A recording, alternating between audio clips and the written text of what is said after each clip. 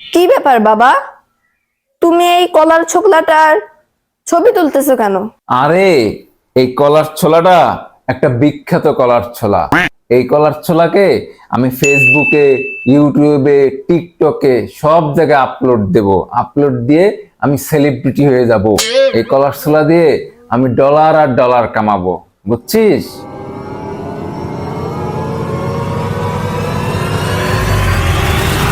বাবা, এই কলার ছোকলার তো অনেক দুর্গন্ধ। এটা তো ফেসবুক, ইউটিউব, টিকটকে না, ডাস্টবিনে থাকার কথা। এটা কই থাকার কথা? ডাস্টবিনে থাকার কথা। কই থাকার কথা? ডাস্টবিনে থাকার কথা। তাইলে এই কলার ছোলাটা এই জায়গায় কেন ডাস্টবিনে না থাকে?